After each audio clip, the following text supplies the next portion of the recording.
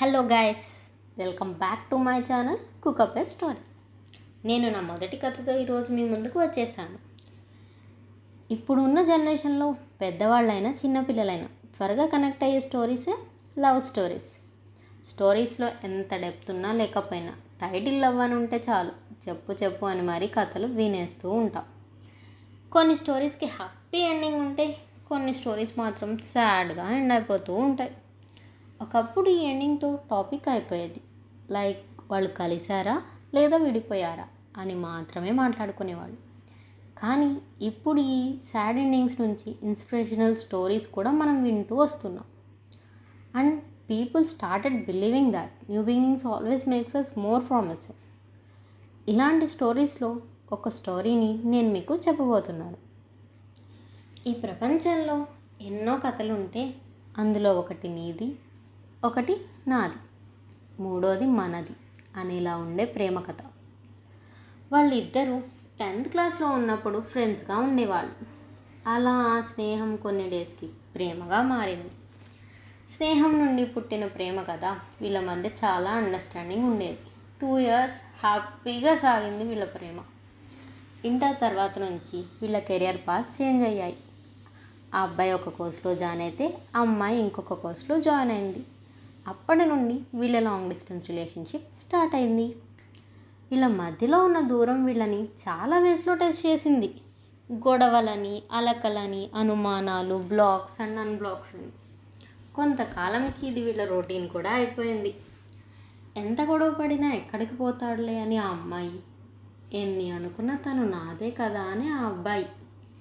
ఇలా వీళ్ళ మధ్యలో ఎన్ని డిఫరెన్సెస్ ఉన్నా వీళ్ళ లవ్లో మాత్రం ఎలాంటి చేంజ్ రాలేదు.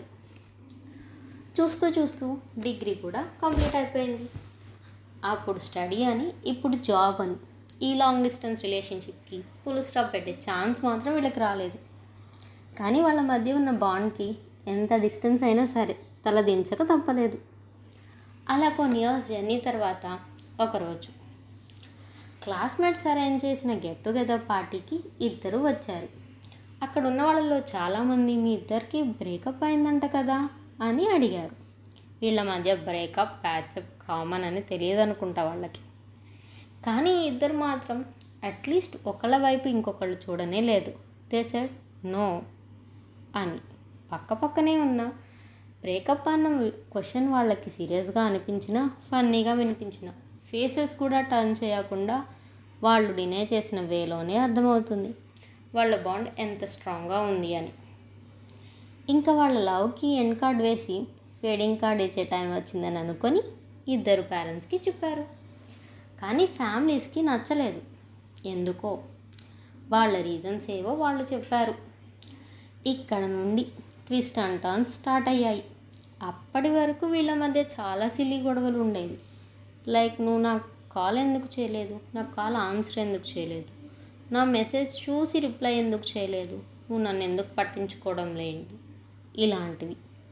కానీ ఇప్పుడు ఎందుకు ఇరిటేట్ అవుతున్నారో, దేనికి మాట్లాడుకోవడం లేదో, ఎందుకు కలుసుకోవడం లేదో కూడా తెలియని సిచ్యువేషన్కి వెళ్ళిపోయారు. ఆఫ్టర్ 6 months ఆఫ్ ఫైటింగ్ ఆ అబ్బాయికి మ్యారేజ్ చేసేసారు వాళ్ళ ఇంట్లో వాళ్ళు. That's how their story ended. అయితే ఆ అబ్బాయి ఇప్పటికీ స్ట్రాంగ్గా నమ్ముతున్నాడు తను మ్యారేజ్ ఎందుకు చేసుకున్నాడు అనేది ఆ అమ్మాయి అర్థం చేసుకుంటుంది అని. అందుకే తను ఆ స్టెప్ తీసుకున్నా అని. కానీ ఇన్ని ఇయర్స్ రిలేషన్షిప్ తర్వాత ఆ అబ్బాయి అట్లీస్ట్ నేను నీ లైఫ్లో నుండి వెళ్ళిపోతున్నా అని కూడా చెప్పకుండా ఎందుకు వెళ్ళిపోయాడు అనే క్వశ్చన్ మార్క్లోనే ఆ అమ్మాయి ఉండిపోయింది. Doesn't she deserve at least a text, call or an apology? ఎవరి వర్షన్స్ అండ్ రీజన్స్ వాళ్ళకి ఉన్నాయి. కానీ ఇన్ని ఇయర్స్ రిలేషన్షిప్ తర్వాత పెళ్ళి అయి ఉంటే బాగుండు అనేది ఒక ఫీల్. కానీ life is all about expecting the unexpected. ఆ అబ్బాయికి అయితే ఇంకా లైఫ్లో ముందుకు వెళ్ళడం తప్ప వేరే ఆప్షన్ లేదు. బట్ ఆ అమ్మాయి మూవ్ ఆన్ అవ్వాలి అని, of course easy to say, but తను మూవ్ ఆన్ అవ్వాలి అని, సరికొత్త లైఫ్ స్టార్ట్ చేయాలని కోరుకుంటున్నాను. అలాగే తన స్టోరీ మనకి ఒక ఇన్స్పిరేషన్ అవ్వాలని ఆశిస్తున్నాను. సో గైస్, ఈ కథ నిజమైన కుక్డ్ అప్ స్టోరీ అయినా మీలో ఎవరికైనా కనెక్ట్ అవుతున్నా remember guys, life is all about expecting the unexpected and let's welcome new beginnings. ఇంకా ఈరోజు ఈ కథకి ఎండ్ చెప్తున్నాను. మరో కథతో మీ ముందుకు వస్తాను. ఈరోజు కథతో మీలో ఎవరైనా కనెక్ట్ అయి ఉంటే let me know in the comment section. అప్పటి వరకు నన్ను బ్లెస్ చేస్తారని ఆశిస్తూ, సపోర్ట్ చేయాలని కోరుకుంటూ, like, share and subscribe to cook up a story.